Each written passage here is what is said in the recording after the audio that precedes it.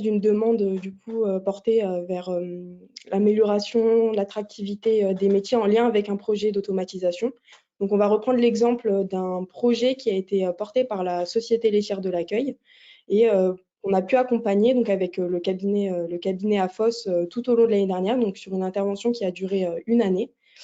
Donc voilà, donc la présentation elle va se faire avec Monsieur Guignard, du coup, qui est le responsable d'exploitation et aussi le chef du projet. Donc il va pouvoir nous apporter aussi son regard terrain avec son regard aussi manager. Donc, notre entreprise est une coopérative fondée dans les années 50. Aujourd'hui, on va traiter 27-28 millions de litres de lait pour 3500 tonnes de fromage vendus à la fin de l'année. On est essentiellement sur des marchés de niche. On va faire des bleus d'Auvergne, des pommes d'Ambert, des AOP et d'autres formats en pâte persillée, 35 fromages différents à peu près chez nous, 250 références commerciales. Alors, pour nous, c'est une stratégie commerciale voulue, de ne pas lutter avec les plus gros que nous sur les volumes et sur les prix, mais par contre de garder notre esprit coopératif en créant de la valeur. Donc, c'est une stratégie voulue, mais par contre qui nous donne des grosses difficultés en termes de gestion quotidienne, parce qu'on s'appuie sur un gros savoir-faire, un savoir-faire de nos opérateurs qui s'est perdu ces dernières années parce que des générations entières sont parties à la retraite, des gens qui avaient 35, 40 ans de boîte. Une gestion quotidienne des ateliers difficile, beaucoup de tâches manuelles, physiques, c'est pour certaines, et un turnover important sur ces tâches-là. Donc, on a décidé de se lancer sur un projet de modernisation de nos ateliers en ayant pour but de redonner de l'attractivité à notre entreprise, à notre métier, en changeant les métiers à l'intérieur et en donnant un sens différent. Madeleine ? Oui, alors si tu peux retourner juste sur la diapositive précédente, du coup, avec cette demande et ce projet donc, qui est porté par la société laitière, nous, on intervient du coup dans ce contexte-là avec le cabinet AFOS. Donc, c'est une intervention qui a été cofinancée par Industrie du Futur, par la MSA, et qui a aussi tout du long été suivie par l'Université Clermont-Auvergne et le master d'ergonomie de l'activité de Clermont. Donc l'objectif pour nous, c'était vraiment d'intégrer ce projet d'automatisation que portait la société laitière en l'intégrant finalement à tout le système de travail. Ici, c'était porté sur l'atelier de conditionnement de l'usine. Donc ça signifiait prendre en compte du coup l'ensemble des situations de travail à la fois existantes, donc actuelles sur l'atelier, mais aussi toutes les situations futures qui allaient être transformées par le projet d'automatisation. Voilà, donc il y avait vraiment cet enjeu, comme on le disait tout à l'heure, une vision systémique de pouvoir prendre en compte l'ensemble de tout ça. Donc du coup, c'est passé par plusieurs analyses du travail sur lesquelles on reviendra plus tard. Et aussi, ça tenait compte finalement d'intégrer tous les projets que portait aussi l'atelier conjointement à ce projet d'automatisation, et notamment le fait qu'il y allait avoir une possible extension de l'atelier dans les années futures. Donc, il y a une conception architecturale qui devait être prise en compte aussi avec ce projet d'automatisation, et aussi un projet qu'avait la société laitière qui était plus du côté d'une nouvelle répartition et une nouvelle définition des tâches des managers notamment, et aussi de l'ensemble des salariés de l'atelier. Donc voilà, l'idée, c'était vraiment de tenir compte de tout ça pour pouvoir transformer et finalement que la conception elle puisse aboutir à des réussites et de ne pas parvenir aux écueils qui ont préalablement été cités dans les interventions précédentes. Du coup, par rapport à la démarche qui a été mise en place, merci. Par rapport à la démarche qui a été mise en place, ça s'intégrait vraiment dans la volonté de tenir compte de l'ensemble des enjeux de performance que portait la société laitière et les salariés de la société laitière. Donc, ce sont les enjeux qui sont représentés dans la figure au-dessus, dans la diapositive. La porte d'entrée, c'était vraiment l'attractivité, comme l'a dit M. Guignard, c'était vraiment de fidéliser les salariés, c'était de rendre attractifs les métiers de conditionnement qui perdaient peu à peu en attractivité justement ces dernières années. Et il y avait aussi un enjeu fort de productivité, notamment de tendre vers des flux tendus que l'automatisation du coup devait permettre d'atteindre. Donc nous, on est arrivé dans ce contexte-là pour accompagner la société laitière. Et on a intervenu pendant une année avec eux. Donc, ça nous a vraiment permis d'accompagner ce projet sur l'ensemble, du moins une grande partie des étapes de conception et du projet. On est arrivé là, pour le coup, de façon très précoce dans le projet, donc dès les études de faisabilité. Et en fait, pouvoir accompagner l'ensemble de ces étapes, ça nous a permis de pouvoir faire des allers-retours entre les différentes étapes de conception, ce qui est peu forcément le cas quand on arrive de manière tardive. Mais là, on avait vraiment du coup des marges de manœuvre qui étaient assez importantes et qui nous a permis de revoir du coup des objectifs et des décisions qui avaient été prises lors de phases précédentes, tout au long des analyses du travail qui étaient faites. Et donc là, on va prendre justement l'exemple d'une décision qui avait été prise au début du projet et dont les analyses du travail et les analyses aussi plus techniques en termes de prix ont permis du coup de re-questionner tout au long de l'accompagnement.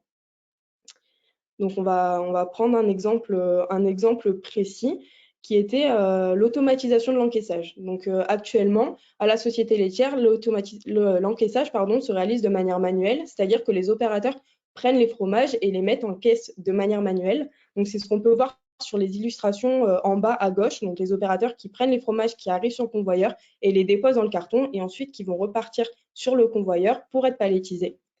Et donc, l'idée en arrivant dans le projet, c'était d'automatiser cette tâche, justement pour tendre vers des flux tendus. Ça permettrait d'aller plus vite. Et aussi, c'était l'idée de supprimer cette tâche qui aurait peu de valeur ajoutée pour les opérateurs qui passent finalement plusieurs heures par journée à prendre des fromages et à les poser en caisse. Et donc, ça permettrait justement d'améliorer l'attractivité, donc l'un des enjeux forts que portait le projet. Et finalement, tout au long du projet, tout au long des analyses qui ont été réalisées, on s'est rendu compte de plusieurs choses, notamment par les observations qu'on a fait sur le terrain avec l'ensemble des opérateurs qui réalisent cette tâche manuelle. On s'est rendu compte que finalement, ils faisaient face à la variabilité, ils faisaient face à la diversité du travail. Et en fait, ils vont venir réguler avec des stratégies qu'ils ont, donc qu'ils opèrent, pour finalement réguler les dysfonctionnements qu'il existe sur les machines en amont sur la ligne et qui vont finalement parvenir à assurer la qualité du papier du fromage, donc comme on peut le voir sur les photos ci-dessous. Donc, à la fois, finalement, les interventions humaines, elles permettent d'assurer la qualité du fromage. Et en plus de ça, les entretiens qu'on a réalisés avec eux, d'abord de manière individuelle, puis après de manière collective avec l'ensemble du collectif, ça a permis finalement de mettre en avant aussi que cette tâche, elle a vraiment une valeur ajoutée pour eux, elle a vraiment un sens pour eux parce que finalement, ils se sentent pour quelque chose dans la qualité du fromage. Ils se mettent à la place du client qui va voir ces fromages au rayon et se disent que grâce à eux, ils vont avoir un bon fromage et ils sont finalement satisfaits de ça. Donc ça vient re-questionner tous les enjeux d'attractivité qui étaient posés dès le départ et auxquels devait répondre l'automatisation de cette tâche. Et donc, au fur et à mesure de ces analyses, finalement, on a pu concevoir des solutions alternatives qui étaient différentes du coup de la solution proposée au départ, et donc de proposer d'autres solutions, qu'elles soient technologiques comme des automatisations, mais aussi d'autres solutions qui étaient plus côté de l'organisationnel ou plutôt du côté de la formation, et que peut vous expliquer M. Guignard. Voilà, donc au début, comme vous expliquez Malvan, l'idée c'était d'automatiser beaucoup de tâches chez nous. Et effectivement, on n'avait pas pris en compte toutes les tâches qui ne sont pas sur les fiches de poste des opérateurs, mais qui sont nécessaires à assurer la qualité de notre produit final. Et tout ça, ça nous a amené à nous reposer des questions sur et évaluer les tâches des opérateurs sur différents points en reprenant des choses importantes qui sont les cahiers des charges produits finis, les spécificités de palettisation, par exemple, les rôles de chacun dans les ateliers et de vraiment approfondir les témoignages de chacun sur quel est leur travail, mais quel est leur travail réel. Et de là, on s'est aperçu qu'il fallait qu'on travaille sur leur ergonomie au poste, en fait, leur donner plus de confort sur nos fins de ligne, notamment pour ces tâches justement de mise en carton. Et donc, vous pouvez voir un petit schéma où voilà, on travaille en ce moment, on est en train de peaufiner ce devis-là. On travaille sur leur donner du confort et travailler dans un sens, quoi. Voilà. Gros travail sur le flux dans l'atelier. On peut avancer. Permis.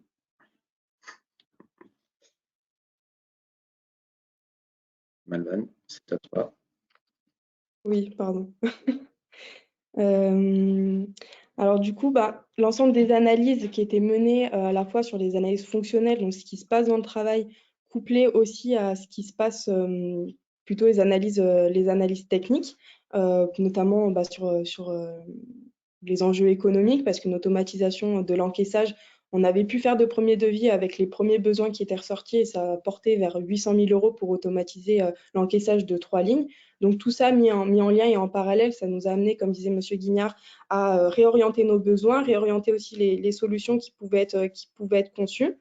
Et donc, on a vu aussi, ça nous a permis aussi de revoir la démarche d'intervention qui avait été prévue initialement, qui avait été construite au départ de l'accompagnement, et notamment de construire un projet de conception autour de plusieurs pôles, comme nous on l'appelle, et notamment un pôle qui n'était pas forcément prévu au départ, qui est le pôle de la maîtrise d'usage. Donc ça, c'est un pôle qui, pour nous, en ergonomie, est très important, qui permet aussi d'apporter une énorme plus-value dans les projets et de parvenir justement à réussir les projets, et en fait qui consiste à intégrer de manière prédominante les utilisateurs futurs du futur système de travail dans la conception du projet, notamment en élaborant les cahiers des charges. Donc là, dans ce cas-là, dans le cas de ce projet, les opérateurs, les chefs de ligne ont participé, ont construit le cahier des charges qui est parti de leurs préoccupations réelles de terrain pour finalement construire les besoins et les repères de conception. Et de la même manière, pour la phase plutôt avec la maîtrise d'œuvre, donc concernant la mise en concurrence de la maîtrise d'œuvre, on a pu réaliser aussi des simulations sur maquette avec les responsables, avec les opérateurs et avec les fournisseurs, justement pour essayer d'anticiper les situations futures et donc de pouvoir affiner et revoir les repères de conception qui ont été construits avec la maîtrise d'œuvre.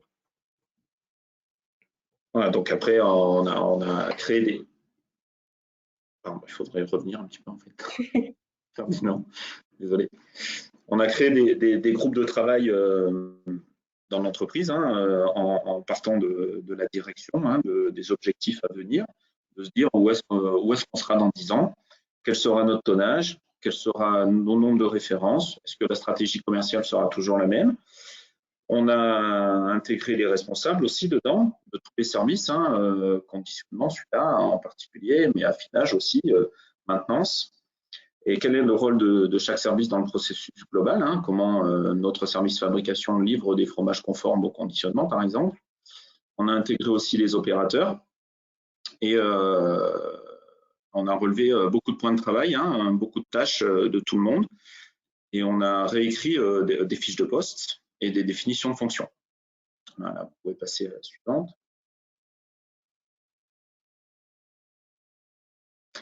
Alors, les transformations, ben oui, elles sont de nature diverse.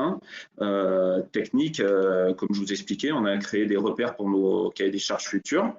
Quels sont vraiment nos besoins machines? On met en place un groupe de travail maintenant tout nouveau aussi, production et commercial, parce qu'on avait mal appréhendé aussi la notion de nos commerciaux, notre stratégie commerciale, ainsi de suite, pour qu'on puisse travailler sur le nombre de références et harmoniser des formats de carton, par exemple. Les transformations humaines, alors on a eu beaucoup d'échanges avec les équipes et on en a encore. On s'est rendu compte que l'humain avait peur de ce qu'il ne connaissait pas. Le rôle des managers est aussi de faire de la pédagogie, bien sûr, et de faire comprendre et connaître pour accepter. Voilà. Pour les gens chez nous, au début, c'était ils vont mettre un robot, ça va remplacer un homme, alors que le but pour nous, c'était de les aider et de donner de l'attractivité à notre métier, bien sûr. Ça nous a permis de nous dire qu'il fallait qu'on oriente une stratégie RH aussi dans notre entreprise pour demain, avec de l'automatisation, des robots, comment on travaille, quel type de personnes on recrute, comment on fait monter en compétence nos équipes, quelle formation on leur amène. Tout ça, c'est des questions qui, à la base, on ne s'était pas posées. Voilà.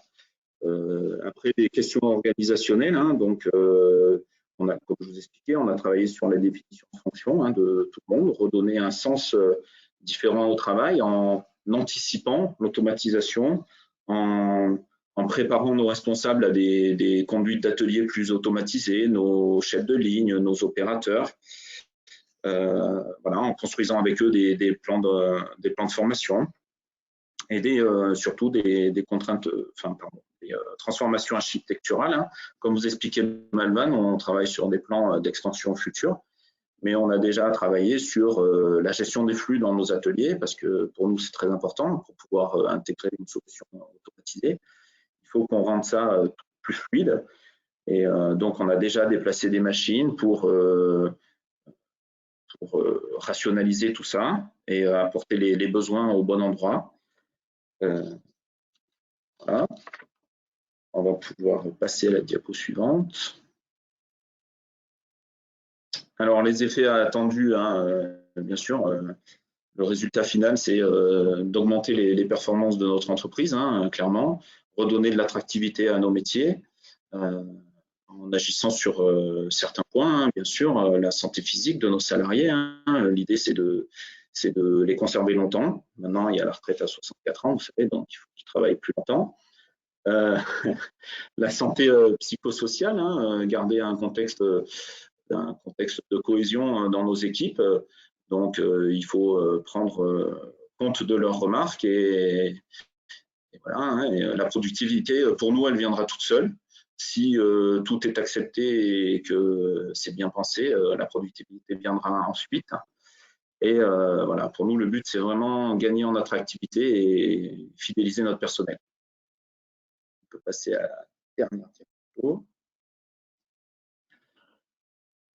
Voilà, donc effectivement, la prise en compte de l'humain, elle est importante.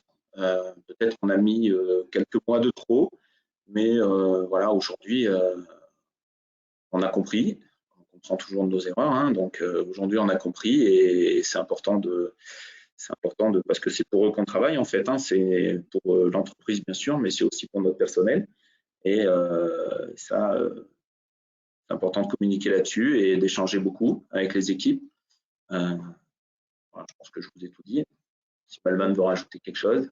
Oui, bah, pour conclure rapidement, c'est vrai que sur certaines phases, on a passé du temps, on a passé beaucoup plus de temps qu'on l'avait prévu au départ. Mais après, ça a été du temps utile, ça a été du temps judicieux qu'il fallait prendre parce que finalement, une fois que ce sera mis en place, on se rendra compte qu'on a vraiment eu raison de prendre ce temps parce qu'on s'est toujours re-questionné. Il y a eu beaucoup d'allers-retours, comme on le disait un peu au début, sur les différentes phases, mais même au sein des mêmes étapes de conception. On a dû retravailler, par exemple, avec les managers parce que, par exemple, des fois, on était passé trop vite. Du coup, il a fallu retravailler beaucoup de choses, beaucoup de questions qui se posaient, notamment en termes d'automatisation. Des fois, on a repensé l'automatisation vers d'autres solutions toujours automatisées, mais qui étaient complètement différentes de l'idée prévue au départ. Et donc, tout ça, finalement, ça a permis, on le suppose, en tout cas, il y a déjà des effets qui sont mesurables actuellement, même si c'est encore en cours de conception, de pouvoir intervenir tôt dans le projet. Ça a permis d'avoir plus de marge de manœuvre et donc in fine, du coup, de limiter les surajustements qui pourraient être très coûteux en entreprise et notamment des surajustements qui seraient parfois même impossibles une fois que c'est mis en place. Voilà. Merci beaucoup, Fabien et Malvan, pour ce témoignage donc, de ce projet qui a été mené ou qui est en cours toujours à la laiterie de l'accueil. Je pense qu'il y a beaucoup d'idées fortes quand même qui sortent de ce témoignage et de tout ce qui a été dit en amont. Et on voit, en fait, je trouve que ce témoignage permet de regrouper un petit peu tous les propos qui ont été tenus en amont et de voir que, concrètement sur le terrain, un projet mené, on va dire, dans les règles de l'art, permet de s'appuyer sur ces différents points. Je ne sais pas si Ferdinand, vous aviez une conclusion à apporter sur ce témoignage ou si c'est bon pour vous. Non, moi je le trouve très, très clair et puis très en phase avec tout ce qu'on a dit avant d'un point de vue théorique. Donc voilà, après ce qui pourrait être intéressant, c'est de continuer de mesurer ces effets sur le long terme, parce que déjà dans la phase de conception, on se rend compte que d'un point de vue psychosocial, le projet c'est une ressource psychosociale. Alors, on peut imaginer qu'une fois que tout sera transformé, voilà, ça sera super et ça sera peut-être l'occasion d'une nouvelle communication. Très bien, super.